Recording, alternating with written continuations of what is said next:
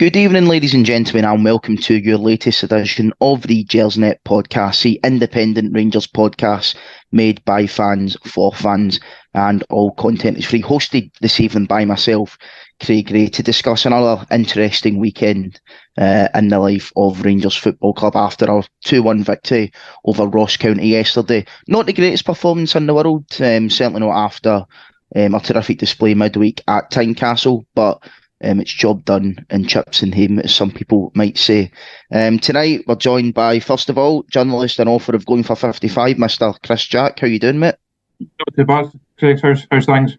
Not too bad. It's Sunday, back to normality tomorrow, so as good as feeling can be for that anyway. And also joining us tonight, the newly crowned king of Ibrox hospitality, I think it's fair to say, Mr. Gary Valentine. Gary, how you doing, mate? I'm not bad, mate. As I was saying to guys at my work, I just got to the big games. My last game was the UEFA Cup final, so hopefully it's a better outcome. Big game, Gary, that's what they're calling me. Hopefully that is a bigger one indeed. Now, just before we get stuck in, guys, just want to give a little shout out from our sponsors, which is Forest Precision Engineering. And they are a subcontract Glasgow-based engineering company who have been a big commercial supporter of Rangers for many years, and we're absolutely delighted that they're back in our podcast. You can get them over at www.forestprecisioneng.com. And you can also visit the Forest Precision Executive Lounge, a stunning new hospitality area within the historic main stand. For more information on how to book this unique and intimate space, you can email the club via hospitality@rangers.co.uk. Well, as we said, guys, we're obviously here to discuss mostly the victory over Ross County yesterday. Not the greatest performance of the season, Chris, but like we said earlier, it was job done, wasn't it? It's 3 points and up the road. I think that's all we can say about it. I think after being so impressive at Tynecastle in midweek, I thought Saturday would be the time the Ibrox crowd got the performance they've been waiting on, got the performance they probably deserve. We've had to sit through a fair few dull ones over the last 3 weeks. You can't argue with the record in terms of the results. Performances at times haven't really been there, and I think that was the case on Saturday. Never really got going in the first half. And I thought after they got the goal at a great time, that was a broken Ross County spirit. Second half came out, get the second goal that we all know is so important in these games, and then just motor on from there. But again, that never really materialised. Lose a really sloppy goal, win it with a big slice of luck. I think the Rangers probably deserved. I don't think they deserved to drop anything on the day. They were dominant in terms of possession, had enough chances to win it. I don't think you can argue with the outcome, but not an afternoon that'll live long in the memory. No, it certainly won't be one to look back on in a few years' time anyway, Chris, you're right there. Gary, what was your thoughts in the game then? Yeah, well, I was thinking it was the good, the bad and ugly. The good being that first goal. It was absolute cracking play. Just what we're kind of want to see more of. The bad was the defensiveness lapse to give them the corner kick, and then absolute disaster by McLaughlin, and then the ugly was the deflected free kick to get the 3 points. So it was a bit of everything, but it wasn't pretty. But when we end up winning the league at the end of the year, that'll be a big 3 points. No, I think you're right, Chris. Obviously spoke there about Gary spoke there about that first goal being the good out of the three that you mentioned there. I mean, it was a great goal. The sort of build-up play, Morelos to Tillman, not to Tillman, sorry, he got in the end of it. Morelos to Todd Cantwell, got his cross in for Tillman. 2 goals in 2 games for him, and for Cantwell, it's good for him to finally get off the mark and get a start on the board in some way, isn't it? I think all 3 players is really what you want to see from them. You want to see Morelos being able to link up the player like that and hold defenders off and play those being 8 balls. You want to see Cantwell showing that ambition to get beyond people, to get himself into the box. Again, I thought he showed great footwork to get jink away from the defender, dink a lovely ball in, and you want to see Tillman, like I did in midweek, getting on the end of these things. I think there's 8 goals for the season now for Tillman, and he's turned into a really important and really impressive player for us. So I think it was a goal that can summed up the good of Rangers on the day. A nice move, nice finish. As I said earlier on, just a frustrating thing that didn't then kick on from it like I've felt they really should have. No, and Gary, why do you think that is? at Ibrox this season anyway, well, under Beale, it doesn't seem like we are kicking on. We're sort of stopping and starting.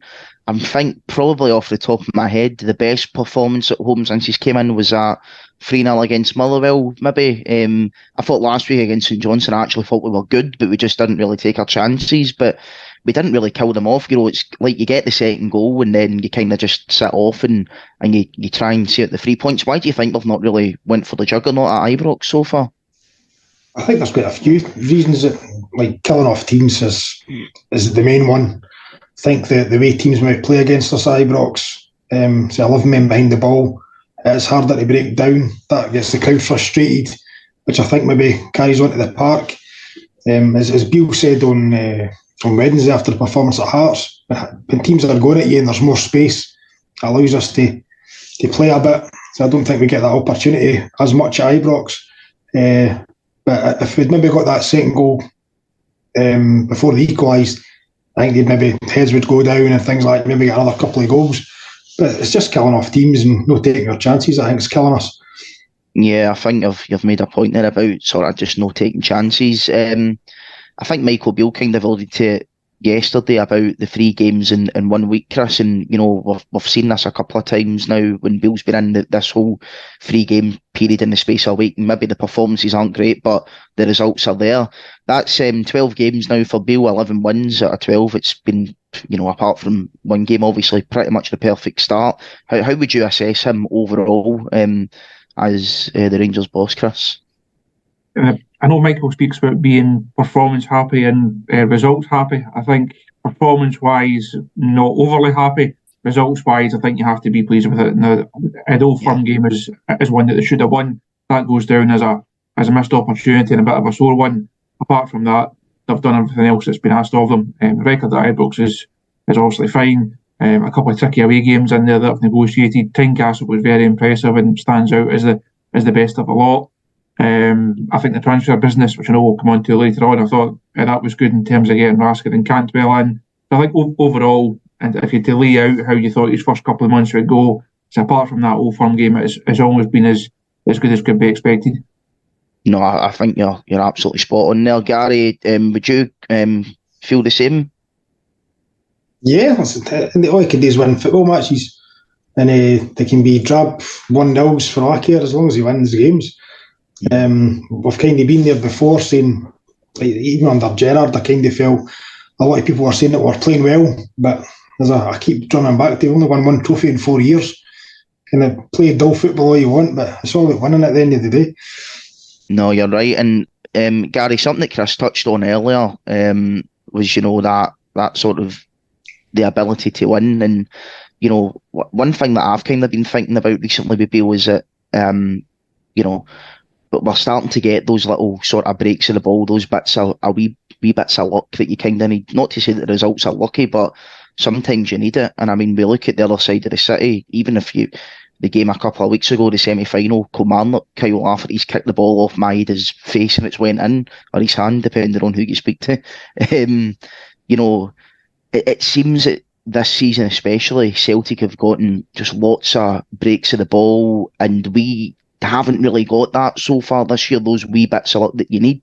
And it's not to say that Celtic, have been lucky all season, because they haven't been. They've been the best team in the league, but you still need those wee bits of luck to go for you. And I don't think it summed it up more than that second goal yesterday, to be honest. The free kick, it's not the best free kick. It comes off the wall, but I don't think you've probably celebrated a free kick coming off the wall as much like that as you did yesterday. And Barisic was funny in the press conference that he done afterwards. Someone asked him, were you aiming for that corner? And he said, I won't tell you where it was aiming for. I think he probably wasn't aiming for the corner that he ended up scoring in. But in terms of those wee bits of luck, Gary, like yesterday, how important is that for a manager to have that? Because as we've said, the performances, they're not quite there, but we're getting results, and we're getting big results against big teams in tricky venues. I think if you've got belief,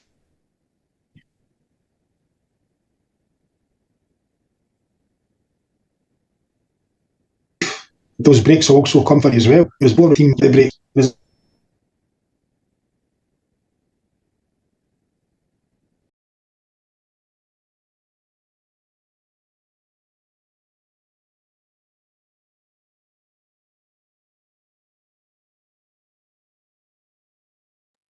I think is Gary broke up there, Chris? I'm just wondering if it's me. No, I was thinking it was me as well, but I'm making sure I'm all plugged in and good to go. So this time, I think the players believe in what Bill's doing. Already there. Oh no, he's away again. I don't know what's happening. I think right, but we'll just leave it in Gary now. We can leave it at his mugshot there, and hopefully he comes back soon. But Chris, sort of just continue on that point then that we're making. I mean, how important is it for a Rangers manager just to have those wee bits of luck go in your favour from now and again? When you started asking that question, Craig, I thought you were going to call Ange Postecoglou a lucky man. He doesn't like that type of thing. Oh no, I mean we all like the verb, but not the lucky man. I think I was trying to think the best way to put it. You don't want to be known as just a lucky manager who's getting lucky breaks all the time, but it has to have a part to play in it. I think if you look back at Gio's reign, he was quite an unlucky manager just for how certain results fell, refereeing decisions, injuries clearly played a huge part in that. I don't think Gio is a bad manager. I don't think he was overall a bad Rangers manager. I think he's quite an unlucky Rangers manager. And if Michael Beale can be a good Rangers manager and a lucky manager, if you like, he's certainly then on the right track. I think the team have shown a bit of grit, a bit of determination to be able to grind out wins, even when they're not playing well. Again, that's a quality that you have to have. I think that's something that Michael certainly knows. So I think the overall, out of the first dozen games, in terms of really, really good performances, maybe picking two or three, but the results speak for themselves. And it's just a shame that as the momentum has built and as these results have ticked over the weeks, there's been no fault across the city, and Celtic have also kept up their run. If they just managed to eat into it a wee bit 3, 4, 5 weeks ago, it made it really interesting in this run heading up to cup final and then heading into the next Old Firm game. As it stands, it doesn't look like it's going to happen. All Michael can do is hold up his end of the bargain, win as many games between now and the end of the season as he can, and then see what the league table says. But it would be interesting if they just managed to nick something off them in the Old Firm game, and then maybe one other apart from that, just to see how both sides were reacted to that kind of change in the balance. Yeah, I feel you when you say that, Chris. I mean, kind of off topic though, in terms of the sort of championship race, if you even want to call it that just now. I mean, I mentioned last week that sort of week or so in November, sort of Gio's last week, the loss to Ross County, and then after beating Hearts, the draw with St Mirren, we needed 3 wins at a 3 win at all costs, and it was 4 points out of 9. 5 points. If it's 4 points going in with 2 Old Firm games to go, then it's all to play for. And I think, I don't know, I was kind of thinking, off the top of my head, that this week I felt that we need Celtic to be dropping points soon. I think it's getting to a point now where if they win maybe their next 6, 7 or 8 games, something like that, obviously that includes games against us, then the league is going to be mathematically finished. So they need to be dropping points soon. I'm hopeful that they can drop points soon, but for me it needs to be before that Old Firm game.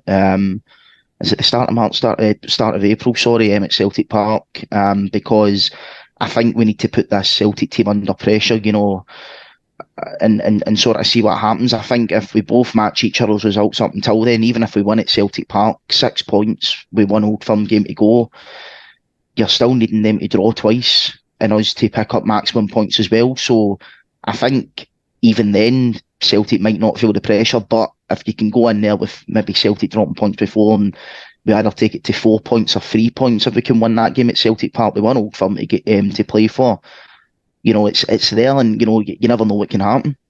So I think it'd be interesting if the gap had been reduced even just by a couple of points before now.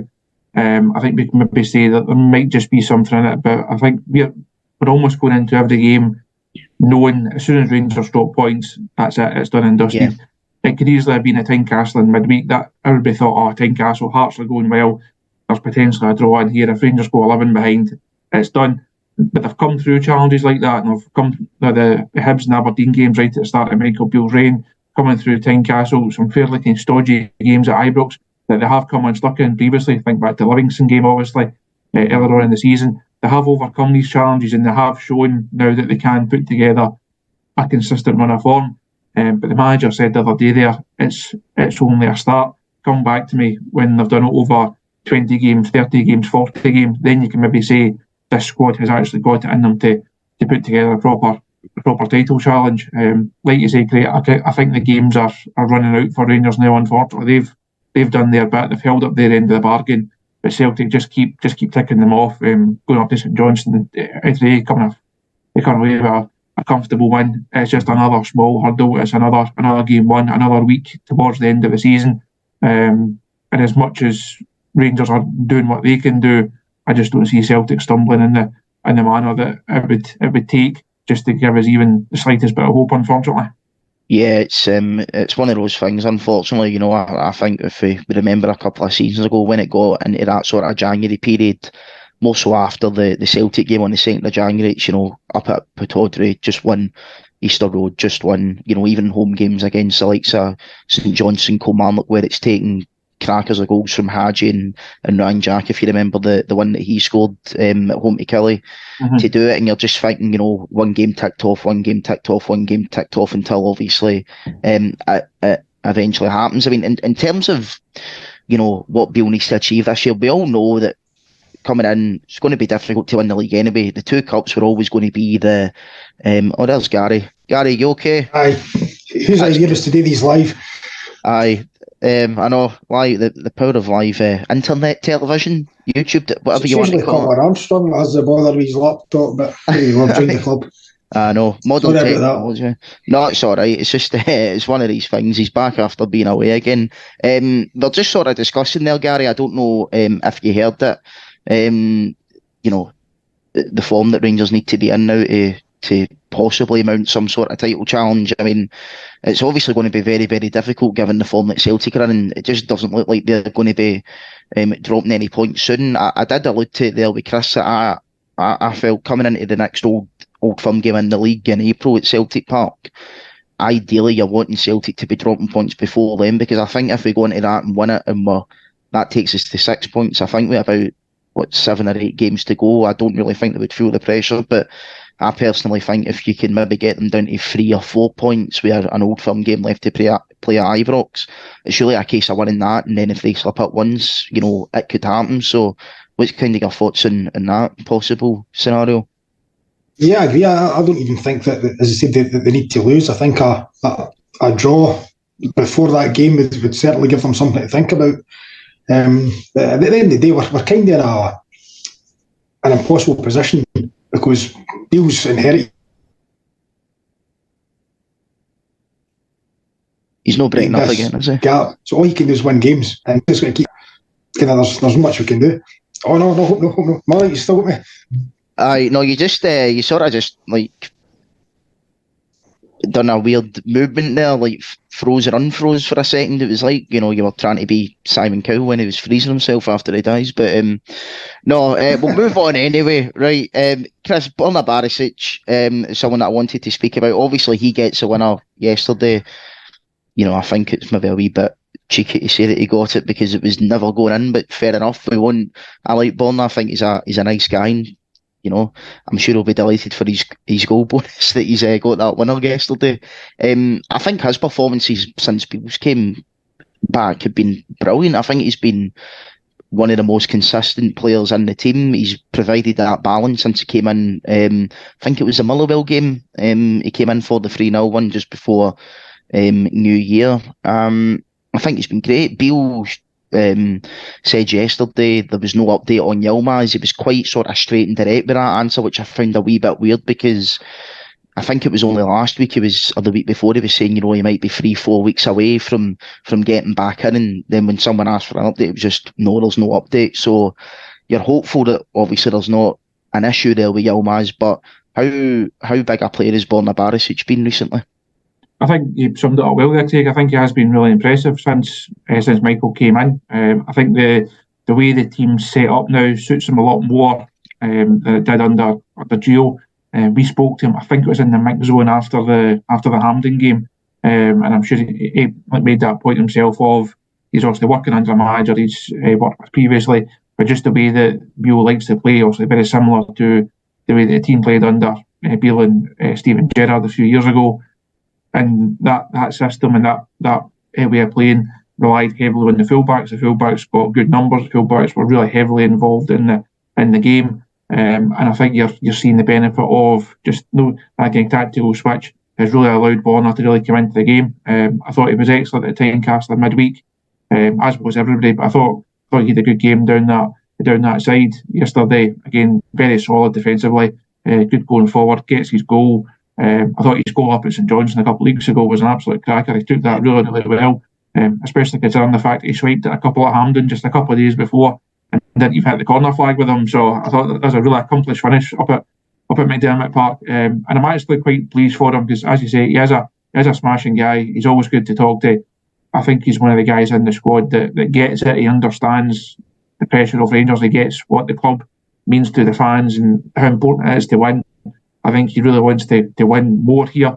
So I'm pleased on a personal point of view that I know he has taken a bit of stick at times, and people thought that this would be the season he would be taking out a team and Yilmaz would come in and take his place. And for one reason or the other, that's not quite happened. And if we can see the best of Borna over the next few weeks, even once Yilmaz is fit, if he can get himself fit over the next month or so, he's going to have a bit of a challenge to get himself back in the side now. No, I agree with you, Chris and Gary. I think that's the way it should be. I know Barisic is taking a lot of stick. And to be honest, a lot of the stick that he's taken has probably been deserved. I mean, it's Rangers, so when you make mistakes, it's just one of those things. You're going to be in the firing line, unfortunately. But I think over these sort of 4.5 or so years that he's been here, I think Borna Barisic has contributed more good than he has bad. But how important is it to have that sort of two quality players for every position? Because we're seeing it right now across the other side of the city, how important that is. And if you look at, again, when we all keep going back to this, but I think it's true, the year that we won the league, we had two players pretty much for every position, and we could rotate. Even at left back, if Barisic wasn't playing, it was Bassett that came in. If Tav wasn't playing, it was Patterson that was coming in. We had Balogun and Hollander kind of rotate. McGregor, McLaughlin were brilliant. So how important is it to have those two quality players in every position going forward? It's good for the fact that it gives the players something to aim for a good performance, because I know that there's somebody coming in behind them. But at the same time, if they're not playing well, there's somebody equal ability that's coming in, and it's not like an academy player or a squad player that you usually wouldn't start. But by the sounds of it, Bill's saying he's wanting to have a squad of 22 players who are all equal ability, and that's, to me, that's the way that we should be going.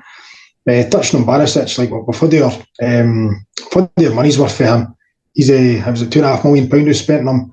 He's had some cracking games. I totally get some of the criticism that's been levied his way. Sometimes he's not been consistent enough, but he certainly seems to thrive in the shape that Beale wants to play, the tactics that he wants to play. Yeah, absolutely. And hopefully we can see the best of Borna Barisic going forward for the rest of the season. So moving on, then we're going to talk about the transfer business. Obviously, we brought in Cantwell and Raskin in the January transfer window. Chris, I'll start with you in terms of the players as a whole. I want to speak about Todd Cantwell first. As we mentioned earlier, he got his assist yesterday. That might actually be his first assist in, I don't even want to say how long, looking at his transfer market stats, but I think he started really well at Rangers. I thought he looked great against St Johnstone last week. I thought when he came on at Tynecastle, he drew something like 3 fouls in the space of 5 minutes or something like that. How impressed have you been with him so far? No, I think he started really well. I think he's the type of midfield option that the squad was lacking, and the type of player that the team needed to just almost take them on a level. They needed someone that's got that eye for a pass, someone to almost take a wee bit of the attacking burden off of Kent and Tillman, and just provide that something a wee bit different. But he was really unlucky with the shot that he had in the first half. He breaks him at the edge of the box, and curling when it just clipped the bar. If that had gone in, it had been quite the way to open his account. Last week against fairly, again, it was not exactly a classic against St Johnstone at Ibrox, but I thought he did well coming off the bench at Tynecastle, showed some nice wee touches, and I thought he handled the Tynecastle atmosphere and occasion well as well, which I think for his type of player, it can maybe be a bit of a culture shock coming up and not getting thrown straight into Tynecastle after only a week or so. But I think so far he's been really impressive, and he's also of a good age and a good profile. He's coming up. I think he's played more than 150 games at good levels down south, also the Championship and Premier League. He's not a guy who's just straight out of an academy and you're asking a lot from really early on his career. So I think he ticks a lot of boxes. It should prove to be a really shrewd bit of business from Rangers. No, I agree. I certainly hope he will be. Gary, we obviously brought in Raskin as well. He made his debut yesterday. As we kind of mentioned off air before we came on, before he looked okay. Obviously, he was only on for about five minutes or so you can't really get a good thorough picture of him. But it is a profile that we should be siding in terms of Cantwell and Raskin. And I think Raskin, on the face of it anyway, I think he's going to provide a lot of solutions to problems that we've been having probably for maybe the last year or so. I'd go as far to say it's been since Gerrard first came in. We've basically signed a squad of players who have played every single game, if not 90% of the games, barring a couple of other players, Elander, Lundstrom, Hadji. Other than that, that's the squad of players we've had is the ones that have been your strongest 11, your starters most weeks. So it's good to see that we're finally signing guys to improve our starting 11. Because I think that's been something we've not really been focused on. It's been like for like squad players that have kind of been going around a revolving door. So the things that Bill's saying about wanting players to improve the 11, improve the squad, it's about time, because I've been sharing this frustration for a good few years that we just weren't improving their starting 11. So I think Cantwell and Raskin are definitely the right road that we're going down, and hopefully we continue with that. Yeah, let's hope so. Chris, obviously, we're looking at a couple more players in the January window. I think Morgan Whittaker was obviously the name on everyone's lips. I mean, this is a wee bit off agenda, but do you know quite the full story in terms of what happened with him in terms of that deal not being done? No, the Whittaker one was really strange because the manager spoke at length. He was happy to speak about also Cantwell. He spoke about Raskin. I think the Raskin and stuff came on the day that he said, "I'm not speaking about transfers," and he then spoke about transfers for about 10 minutes. But the Whittaker one, he was always quite kind of coy on that. When it was Russell Martin that said it was Rangers that had the bid rejected, I think it was down at Rugby Park, he always bristled at that and said, well, if Russell Martin says it, then it's true almost. Up at St Johnstone, there was a day that Whittaker wasn't in the Swansea squad that afternoon. That's right. And he said, that's the first I've heard of that. Now, these things he must have known about. He must have known what stage various bids were at. He must have known a guy who he was interested in signing was in the squad or not in the squad, I would have thought. So the Whittaker one, even just how Michael handled it was different from the rest of them. Personally, I didn't really see what the fuss was about. I think a player who had the first half of the season at Plymouth, who by all regards had a very good first half of the season, I'm not convinced that he was going to come in and be as good as Rangers needed him to be. Now, Michael spoke about signing players that are going to improve the starting 11. Does Whittaker come straight in and improve the starting 11 with the options that we've got? You see how the players we've already got are playing, like Bruce still to come back, Hadji still to come back. I'm not convinced. I think the business that they did do in terms of getting the two guys in that they managed to get over the line, I think that represents a good, solid first window and save the bigger rebuild for the summer. When you know you've also made decisions on the contract guys, there'll be guys that will naturally move on, squad players will fall away. You'll then have a clearer idea of what you've got in terms of a core of a squad and then go and try and add to it. So I'm not really that disappointed that there wasn't anything else done in the second half or in that last few days of the January window. Yeah, I think it's interesting. I mean, I'm pretty pleased with how the window ended up in terms of the standard and profile of player that we signed. I will admit that I was quite worried when Bale got the job because it was, November. How can you plan properly for January? And I kind of did have a feeling that, it might have been free signings and loans to get us sort of over the line and try and, get us in a reasonable shape come the end of the season. But Michael Beale quickly put that to bed in terms of, saying that he wants to bring in a certain type of player that will improve the starting 11. Gary, I think it's interesting, this whole, and I know I've just mentioned it there, the only bringing in players to improve the starting 11, because ideally, yes, but we know that in football you need varying degrees of players. I mean, people moan about guys like Scott Wright, but I think someone like Scott Wright, Sakala even, you need these guys to be part of a squad overall. Do you know what I mean? I know you mentioned earlier the whole Beale wants 22 quality players for every position, all that. In an ideal world, that would be great, but realistically, it's not really going to happen. I just think, sometimes people can get a wee bit carried away. But I will admit, if you offered me that window in November when Beale got appointed in terms of the two players that we signed, I would have probably taken it. I just feel that maybe the one thing that annoyed me was probably the time in terms of how long it took to sign these players. Yeah, I think there's definitely got to be a balance. Let's not kid ourselves on. We're at a stage in the 90s where we had Gascoigne, Laudrup and Gary Bowen on the same changing room. So you've got to sign... you've got to sign lesser players to build a squad. Totally get that. Still need project players to maybe gamble on that. You might see some potential in, such as Bassey, for example, Aribo, players like this. So, yeah, there's going to be a balance. But the thing is, in the last few years, we've never had any players that have properly strengthened their starting 11. But even last year, John Lundstrom was the kind of big signing for us. He never really kicked on until Van Bronckhorst just came in. Hearing all these rumours about the amount of money he was on, things like that. Gerrard never played him. And we brought in Ramsey. Same thing, hardly played. So there's got to be the right players that we sign to improve our 11. But as you say, you can't have every player starting or be that level of quality. You still need Scottish players for the UEFA rules. Yeah. Still have those project players. I'd just like to see more focus on areas of the park that everybody could see needed strengthened.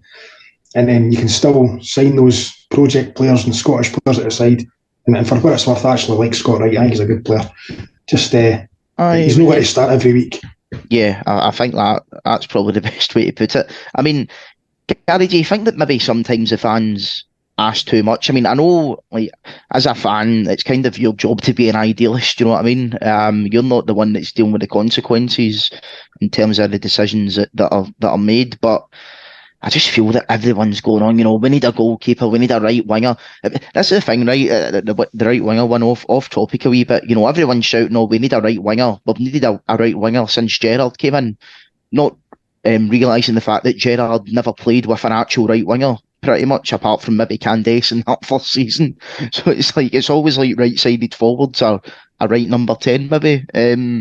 So I just find that one quite amusing. But, we need a goalkeeper, we need another centre-back, we need another midfielder, we need a right winger.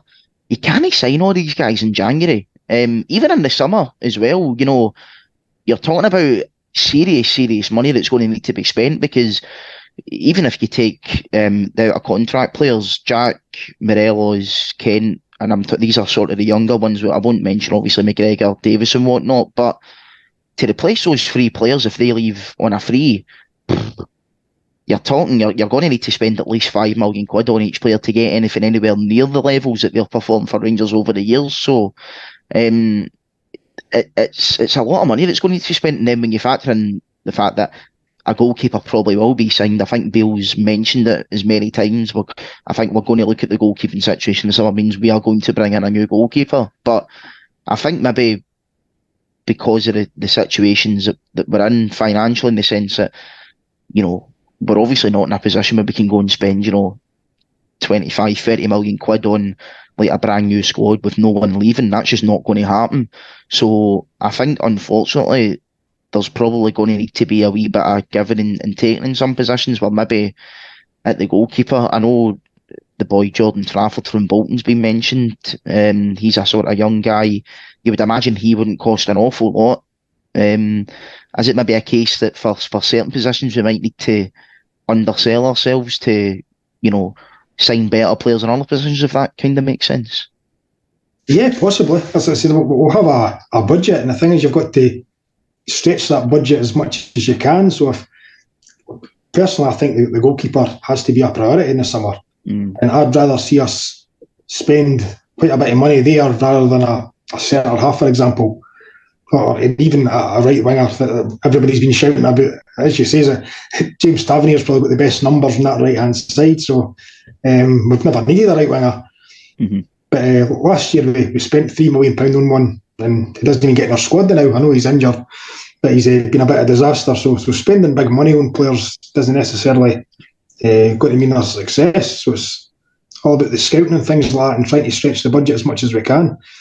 But I'm sure as Beale said when he came in, he was going to analyse the squad and whatever. So I'm confident that he's having enough sway in who we're bringing in, rather than maybe looking for the outside in. Maybe Ross Wilson had more of a sway than Van Bronckhorst in the summer with who we're bringing in. And maybe didn't suit the system that Van Bronckhorst wanted to play. So I think the way Beale's talking, he's got a big say in who comes in. So that's positive for me. That will be the right players that come in, and they will make a difference to the squad. Yeah, it's an interesting one you mentioned there about the whole sort of analysing the squad, because, I think, as I say, fans might be expecting too much from the transfer window, Gary, and people forget that whilst our squad hasn't had the best season, certainly under Gio, Michael Beale's still coming into a new squad, although he's worked with probably 80% of the players anyway, but he's probably thinking, Kamara, I can get a tune out of him. Alfredo, I can get a tune out of him. Kent, I can get a tune out of him. So I think, in terms of that is what a new manager should do. It shouldn't just be a case of coming in and spending all sorts of money on a new squad. You need to analyse the squad that you've got there. And it's not even a case of analysing them as players. It's maybe even just having a word with the likes of Kamara, for example, and, figuring out, do you want to be here or do you not? And if Michael Beale thinks that he doesn't want to be here, it's a case of, okay, we'll try and move you on then. And the same for any other player. Obviously, I'm just using Kamara as an example. That doesn't necessarily mean that that's going to happen. But no, I thought that was an interesting point. Chris, I mentioned earlier, the only thing really that annoyed me about the transfer window, well, I suppose apart from signing a centre back, I think we could have done with maybe someone coming in that position for a wee bit more cover, even a loan deal or something to get us through. But it didn't happen. It was the fact that the deals weren't done quickly. Now, by all accounts, and obviously I can't really confirm this, but it did seem that Tillman and Raskin were pretty keen on coming to Rangers early on. I think Michael Beale mentioned in first week, possibly in January, that I've had conversations with certain players that we want to bring in, and I have done my end of the bargain. Why is it that, in like the first week of January, we know that these players want to sign for Rangers? Why is it taking, 3 weeks in Cantwell's case and then 4 weeks on deadline day in Raskin's case for those deals to end up getting done? I think the case of Cantwell is probably just him making sure that Rangers was the right move for him. I think if you look at how the last couple of seasons have unfolded for him, this is a really big move for him. It's a kind of pivotal point in his career. I think the manager mentioned last week he had also interest down south and interest abroad as well. So I think it was just all parties making sure that Rangers was the right place at the right time for him. In terms of Raskin, it basically come down to trying to do a deal with Standard Liège. So the deal with Raskin was easy to get done because Rangers wanted to sign him and he wanted to come here. Liège proved tougher negotiators. I think it took until the third bid to finally get something over the line. But that was just a case of who was going to blink first. It was how much Rangers were willing to pay right now for someone they can pick up for free in the summer, or how much Liège wanted to try and bring in for a guy who they knew they would lose for free in the summer. So I think in the end, again, all parties were happy with that deal. Ultimately, if Raskin goes on and has a successful Rangers career over the next 4 seasons, if he's here for that long, then the fact it took an extra week or so in the January window of 2023, I don't think makes that much of a difference. So the squad has got through what has been a tricky spell over the last few weeks with no damage done. I think the fact that Raskin is now here and can have the Thistle game at the weekend, hopefully to get his first start, get some more minutes under his belt, maybe see Cantwell at the weekend as well. These guys now will really kind of pick up speed over the next wee while, and if they can then have an impact in the cup final, have an impact and hopefully going on to win the Scottish Cup. Again, I think the fact that it took an extra couple of days to actually get them in the grand scheme of things, it won't make that much of a difference.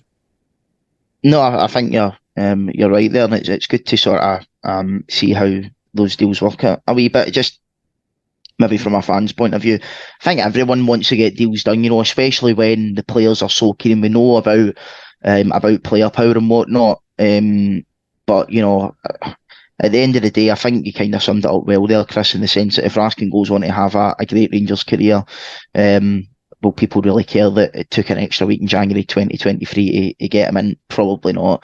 And we all know what happened the last time Rangers signed a Belgian in the January transfer window. Let's just keep that in mind for the next few months anyway. But sort of going off from the football, the last topic that I wanted to cover was a wee bit of an interesting one that I've kind of seen on Twitter the last couple of days, and that is the Subway loyal that everyone likes to allude to, the ones that leave Ibrox with about 10-15 minutes to go some weeks. Gary, I always find this topic a wee bit weird, but I think it's interesting as well, so that's why I kind of want to talk about it. I don't want to sit here and tell people what they can and can't do with their time and their money, etc., because I'm not really that way inclined. What I will say though is, I can't remember when I've left a game early, to be honest. I have done it, but that's maybe been a cup game early, been like 5-0 up, and you want to go down to the pub quickly, so just to avoid the queues when the game's done. It is a weird one, because I know, especially Rangers fans, they travel from all over, Britain, sometimes further afield to get here. So you're talking about getting buses, trains, ferries, flights even, to get here, and people do have other plans and commitments. But I don't know. I'm in a lucky position. I live like a 15-minute drive from Ibrox pretty much, so I can come and go as I please when I want. It's not really going to make a difference to me if I miss the first Subway or whatever. But what's your kind of overall thoughts on the situation? Do you think it... yesterday's game in particular, it's 2-1 with 10-15 minutes to go. The game's tight. It's not as if we're running away with it, winning 3-4, 5-0 and the game's finished. It's a tight game, and you don't know what's going to happen in those closing stages. So what's your sort of overall thoughts on that situation? I don't think it's ever going to change, to be honest. It's been a subject that's been brought up quite a few times over the years. But I didn't understand that. People must just get frustrated, as we know the crowd at Ibrox are a bit mental, shall we say, at times.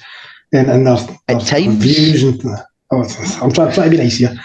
But yourself, you've seen a poor shot in 80 minutes or whatever. You can hear all the cheers gone. You can hear it. I don't know. I think loads of things will depend the weather, things like that. If it's folk are just want to get up the road. But personally, I've done it a handful of times myself, but it's not something I've done a lot. I don't think it's something that's going to change. A lot of these guys are set in their ways. And I always leave at this time, and it's just, no matter what happens, as soon as that number hits in the clock, they're away. So I don't think it's going to change. It kind of always has been the case, Gary. I don't know. It's like, it just seems to be that this weekend it's just cropped up. I think it's one of those topics that everyone will have a big say on it every so often, and then it'll die down. You know what used to get me, Craig? The thing I used to laugh at is when I had my season ticket before, there was the same kind of guys would come in maybe 10-15 minutes late, and then they'd go away 15 minutes before the full-time whistle. And I'm like, they've paid the same price as a season ticket as me, and they're losing half an hour every week, every second week. So I says, it's a waste of money. I says, you're never going to change these people. That's what they do, and they'll get to say they were at the game and had a season ticket, but maybe 9 times out of 10 they'd rather be in the pub than actually at the football. Aye, well, I think we've felt that a few times this season, to be honest, Gary. See, down south, for example, I was at St James's Park for a game last season, and got a pal that's a Newcastle fan, and I went down and I was, delighted to be able to buy a beer in the concourse. But I got told off him that, you get guys at Newcastle anyway, I would assume this is the same for every English club. They basically come in and all they do is spend their time at the concourse drinking the beers and watching the game on like the wee telly, and it was weird because Alan St Maximin scored a belter of a goal, and you heard the cheer like 10 seconds before it was on the telly, so you knew the goal was coming, and it was just like, I suppose people can do what they want, but I mean, I suppose when you're paying that much money, especially down south for a season ticket, and as well now, to be honest, with the prices of football, obviously, you know, the Champions League prices, the cup prices, and cost of my jails and whatnot, you know, it's expensive, but I suppose it's just the way that some people feel sometimes. Chris, have you maybe got a wee opinion on this one at all? I didn't actually notice it yesterday. Usually the last 10 minutes of games, I've got my head down and I'm sitting clattering away to try and get my stuff filed on the whistle. So it wasn't, every time I looked up, it was just to kind of see what was happening on the pitch. Didn't really take in what was going on in the stands. I didn't really notice the exodus as much. I know it's something I've seen commented on, obviously, online over the last 24 hours or so. Much like you guys have said, it's something that's happened for a long time. It still happens today, and it'll happen for a long time in the future. Personally, I don't quite understand it. I don't get why you'd make the effort to go to the game just to chuck it 10, 15 minutes early every single week. If you have to get away to get to work, or you've got childcare commitments or something like that, and you need to go and try and beat the traffic, by all means. But no, we've seen it time after time. Guys leaving 10, 15 minutes week after week. I don't quite get it. Go and enjoy the game as the entire game. Go and enjoy the day as the entire day if you can. But I say, we've had this conversation, has been doing the rounds for a long time. It'll do the rounds again. I'm sure the manager and the players would prefer if it didn't happen, especially again if you're 5-0 up against a lower league team in a cup game. By all means, you can maybe understand it a wee bit more. In a game like that, when it's tight, Ross County then look up and see, no, they think this game's won. They think this is done and dusted here. But we'll go and show them. We'll go and fire a couple of long balls into the box and see how they like it. So I'm sure the manager and the players would prefer if it didn't happen. But what they do to stop it, if anything, I'm not quite sure. Yeah, but I don't think we're quite at the juncture of giving people my jails points for staying in till the bitter end. But the way that things are going, who knows? We might even get charged to stay at the bitter end. But I mean, that's another question for another day. I actually seen, before we finish up, someone on Twitter comment about a supporters list that they get that leaves at 4:50 every Saturday for a 3 o'clock game, no matter what. And I'm just like, I think you need to get a new bus driver, guys. But no, I thought that was an interesting point to have just before we finish up. So, guys, thank you very much for listening at home. I know we've had a couple of wee issues tonight, but I certainly hope we entertained you. Just a wee reminder that tomorrow the podcast will be available on all your usual podcast providers, such as Google, iTunes, and Spotify. And I'm pretty sure you can get it on YouTube right after we're finished here today. And all that's left for me to do now is thank my guests for coming on this evening. Chris, thanks very much for coming on. No problem at all. I'm always happy to come on and catch up with you. Catch up with you all soon. Absolutely brilliant. And Gary, thanks very much for joining us for the limited time that you were on. Part-timer. Aye, you can be the Gersnet Subway loyal. But no, guys, thanks very much once again for tuning in. We really appreciate all your support, and obviously any likes, retweets, and subscriptions that you can help out with. Please do so and spread the word about the Gersnet podcast. We'll be back on Friday to preview the Thistle game on Sunday in the Cup, which is obviously another massive one for Rangers as we look to do at least a cup double this season. So I've been Craig Gray, I've been your host of the Gersnet podcast this evening. Thanks very much for watching, and we'll see you on Friday. Bye bye.